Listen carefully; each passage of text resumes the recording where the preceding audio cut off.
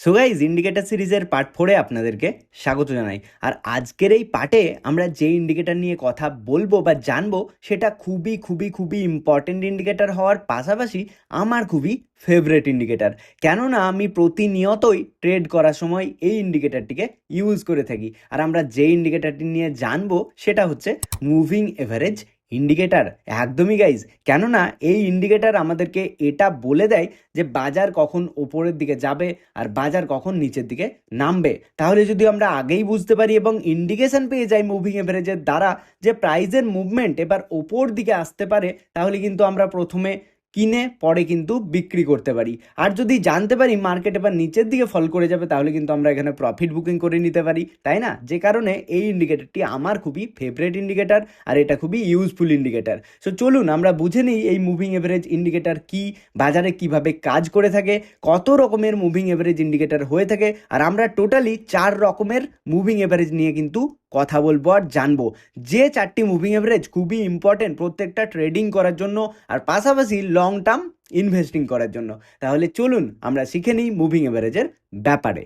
So guys, প্রথমেই আমরা moving এভারেজটিকে জানবো যে এই মুভিং এভারেজের মানে কি হয়। দেখুন, মুভিং এভারেজ মানে প্রাইসের যে মুভমেন্ট হচ্ছে, প্রাইস কখনো ওপরে যাচ্ছে, কখনো নিচে নামছে, কখনো ওপরে কখনো নিচে, কখনো ওপরে কখনো নিচে, এইভাবে যে একটা প্রাইসের মুভমেন্ট হচ্ছে, ঠিক আছে, এটার যে একটা এভারেজ করে বের করা হচ্ছে মুভিং এভারেজ, অর্থাৎ এভারেজ অফ মুভিং প্রাইস, মানে প্রাইসের মুভমেন্টের একটি এভারেজ। আমরা এর আগে অর্থাৎ পার্ট 3-তে জেনে এসেছি ভিভ্যাপ ইন্ডিকেটরের নিয়ে।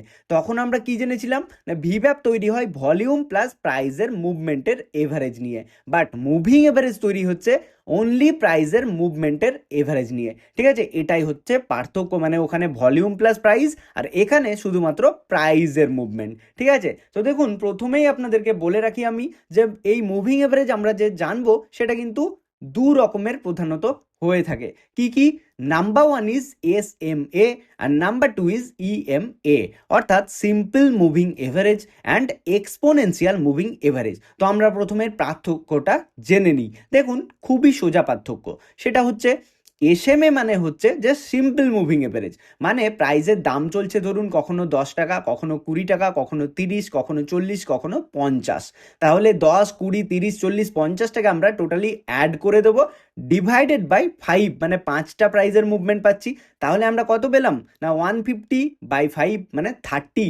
এই যে 30 আমাদের বেরিয়ে হলো, এটা হচ্ছে সিম্পল মুভিং এভারেজ, মানে প্রাইসের এখন সিম্পল মুভিং যে মুভমেন্ট চলছে তার এভারেজ গিয়ে দাঁড়াচ্ছে 30, মানে কখনো 10, কখনো 20, কখনো 50, এইভাবে টোটালি 30 এসে দাঁড়ালো একটা, মানে কি বলবো না, এভারেজ প্রাইস মুভমেন্ট। আর ইএমএ হচ্ছে যে ইএমএ রিসেন্ট যে প্রাইস চলছে, মানে বর্তমানে মার্কেট চলছে আর মার্কেটের রিসেন্ট প্রাইসের যে এভারেজ ওয়েটেড বেরোচ্ছে সেটাকে বলা হচ্ছে ইএমএ, মানে ইএমএ আমাদেরকে হায়ার ওয়েটিং টু রিসেন্ট প্রাইসের কিন্তু একটা এভারেজ মুভমেন্ট দিয়ে দেয়, ঠিক আছে?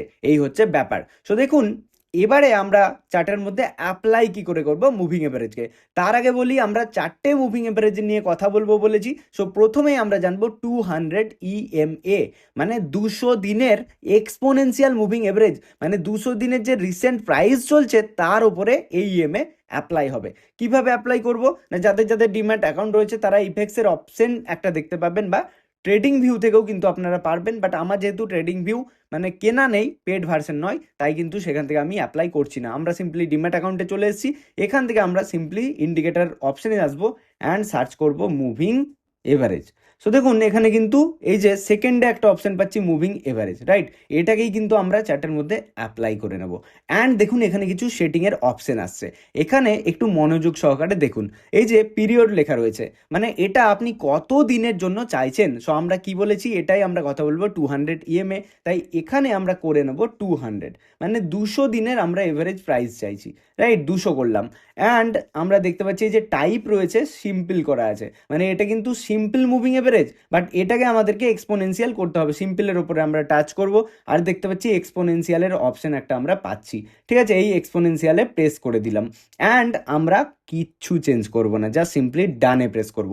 এই যে আমরা দেখতে পাচ্ছি নিচ বরাবর একটা রেড লাইন চলে এসছে, এই লাইনটাই হচ্ছে কি না মুভিং এভারেজ, 200 দিনের এক্সপোনেনশিয়াল মুভিং এভারেজ, ঠিক আছে? এই হচ্ছে ব্যাপার। তাহলে মুভিং এভারেজের কি নিয়ম? মুভিং এভারেজের সিম্পল নিয়ম।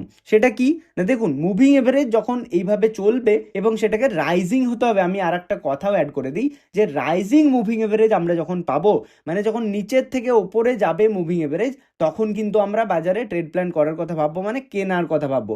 যদি এই মুভিং এভারেজ ওপর থেকে নিচের দিকে ফল করে, তখন কিন্তু কেনার কথা ভাববো না, তখন কিন্তু শর্ট সেলিংয়ের কথা ভাবতে পারি। ঠিক আছে, মানে মার্কেট নিচের দিকে যাবে। এটাই ব্যাপার যে মুভিং এভারেজের ওপরে যদি মার্কেট চলে তাহলে কিন্তু ওপর দিকে যাবে, আর মুভিং এভারেজের নিচের দিকে যদি মার্কেট চলে, মার্কেট নিচের দিকে থাকবে। ঠিক আছে, তো নিয়ম হচ্ছে এটাই যে ধরুন মুভিং এভারেজ আমাদের এটা, এবং মুভিং এভারেজের কাছে যখনই একটা বুলিশ ক্যান্ডেল তৈরি হবে সেটাকে টাচ করে বা সেটার ওপরে, মানে গ্রিন ক্যান্ডেল তৈরি হবে, তাহলে গ্রিন ক্যান্ডেলের ওপরে আমরা বাই করব। ঠিক আছে, আর গ্রিন ক্যান্ডেলের নিচে আমরা স্টপ লস রাখবো।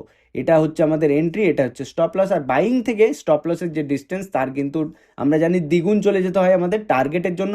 এটাই হচ্ছে নিয়ম, অর্থাৎ মুভিং এভারেজকে রাইজিংয়ে হতে হবে, অ্যান্ড এখানে একটা বুলিশ যদি ক্যান্ডেল দেখতে পাই, বুলিশ ক্যান্ডেলের ওপরে আমরা বাই করব, এটার নিচে আমরা স্টপ লস রাখবো, অ্যান্ড এটার যে ডিস্টেন্স হবে তার ডবল কিন্তু আমাদের টার্গেট হবে। ঠিক আছে, এইভাবেই কিন্তু মুভিং এভারেজ কাজ করে। তাহলে দেখুন আমরা সিম্পলি এই জায়গাটাতে যদি দেখি, দেখুন আমরা কি বলছিলাম না, ফলিং যদি হয়, এটা কিন্তু ফল করছে, তাই আমরা কেনার কথা ভাববো না, রাইট। মুভিং এভারেজকে রাইজিংয়ে হতে হবে, এই যে এই রকম মানে উঠছে দেখুন এখান থেকে, রাইট। তাহলে ওঠার সময় যদি আমরা একটা ভালো গ্রিন ক্যান্ডেল পাই, দেখুন এই যে বড় বুলিশ ক্যান্ডেল পেয়েছি, তাই না, তাহলে কি এই ক্যান্ডেলের হাইয়ে আমরা কিন্তু এন্ট্রির কথা ভাববো, এটার লোয়ে কিন্তু আমরা স্টপ লসের কথা ভাববো, অ্যান্ড এটার যে ডিস্টেন্স হবে তার দ্বিগুণ কিন্তু আমরা উপরে টার্গেটের কথা ভাববো। ঠিক আছে, অ্যান্ড দেখুন মার্কেট কিন্তু আপনি যদি এখানে এন্ট্রি বানিয়েছিলেন, এখানে যদি স্টপ লস মেনটেন করেছিলেন, তাহলে কিন্তু উপরে যেতে যেতে আমাদের টার্গেটই দিয়েছে। ঠিক আছে, এটা হচ্ছে 200 ইএমএ। তো আমরা 200 কেন বলছি না, এটা লং টার্মের জন্য কিন্তু খুবই ইম্পর্টেন্ট। কেননা বলা হয় যখন একটি শেয়ার নিচের দিকে পড়ে, ঠিক আছে, তখন হিউজ পসিবিলিটি থাকে যে বাজারে যেসব বড় ইনভেস্টর থাকে তারা কিন্তু 200 এর কাছে যখন বাজার আসে, তখনই কিন্তু তারা একটা সাপোর্ট পেয়ে কেনে। দেখুন যতবারই মার্কেট কিন্তু নিচের দিকে ফল করতে করতে 200 কাছে এসছে, ততবারই কিন্তু মার্কেট একটা আপমুভ দেখিয়েছে। ঠিক আছে, এই জন্যই আমি প্রথমে বলছি যে লং টার্ম ইনভেস্টমেন্ট বা পজিশনাল ট্রেডিং যারা করবেন, তারা কিন্তু এই 200 ইএমএ থেকে করতে পারেন। কেননা এই যে এই জায়গাটাতে আপনারা লক্ষ্য করুন, এখানে কি হয়েছে না, মার্কেট কিন্তু অনেক পড়ে গেছে। সবসময় যে 200 থেকেই ব্যাক করবে তা নয়, 200-এর নিচে থেকেও ব্যাক করতে পারে, কিন্তু যখনই 200-এর কাছে আসবে এবং যদি বুলিশ ক্যান্ডেল বানায়, তখন কিন্তু আপনি সেখানে এন্ট্রির কথা ভাবতে পারেন।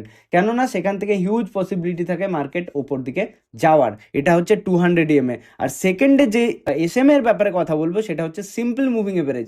আমরা সেটি আবার চলে যাব ইফেক্টে, অ্যান্ড এখানে মুভিং এভারেজ আমাদের সার্চই করা রয়েছে, মুভিং এভারেজ আমরা নেব, অ্যান্ড 50-এর জায়গায় এখানে আমরা করবো এবার 44।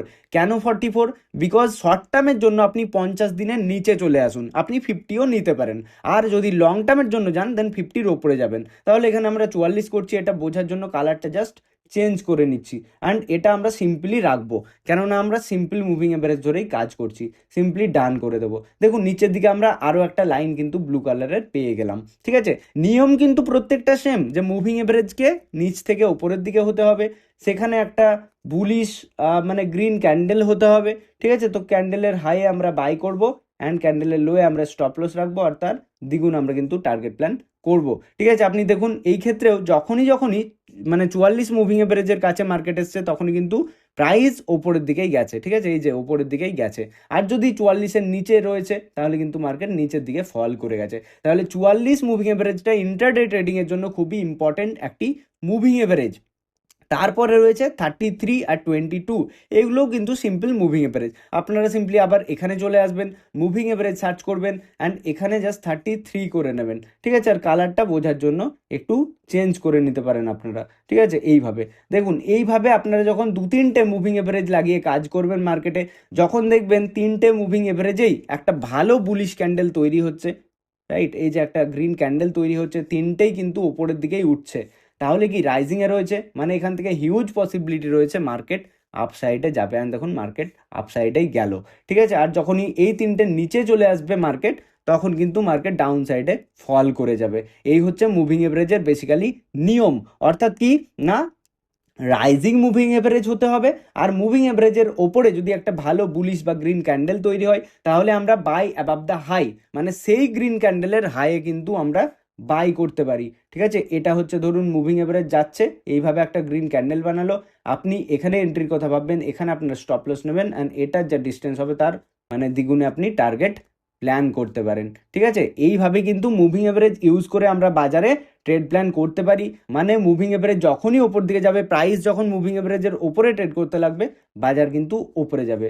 আর যদি মুভিং এভারেজের নিচে কিন্তু ট্রেড করতে লাগে তাহলে কিন্তু বাজার নিচের দিকে ফল করবে, তখন কিন্তু আমরা ট্রেড করার কথা ভাববো না, বা আমরা শর্ট সেলের কথা ভাবতে পারি। ঠিক আছে, তো এইভাবে আমরা মুভিং এভারেজকে ইউজ করে বাজারে ট্রেড প্ল্যান করতে পারি। সো গাইজ, আশা করছি আপনারা বুঝতে পেরেছেন যে মুভিং এভারেজ আমাদেরকে কিভাবে ইন্ডিকেট করে দেয় যে বাজার কখন আপ সাইডের দিকে যেতে পারে আর বাজার কখন ডাউন সাইডের দিকে নামতে পারে। সো হোপ আজকের ভিডিওটি দেখে আপনারা বুঝতে পেরেছেন মুভিং এভারেজ কিভাবে আমরা ইউজ করতে পারি। সো গাইজ, আজকের ভিডিওটি যদি আপনাদের ইনফরমেটিভ লাগে, ভালো লেগে থাকে, আর যদি কোনো কনফিউশন থাকে তাহলে অবশ্যই লাইক করে কমেন্ট করে দিন, আর পাশাপাশি ভিডিওটিকে হাইপ করে চ্যানেলে যদি নতুন হন চ্যানেলটিকে সাবস্ক্রাইব করে বেল আইকনটিতে প্রেস করে দিন। চলুন দেখা হচ্ছে পরবর্তী ইন্ডিকেটর নিয়ে। সবাই ভালো থাকবেন, সুস্থ থাকবেন, ধন্যবাদ।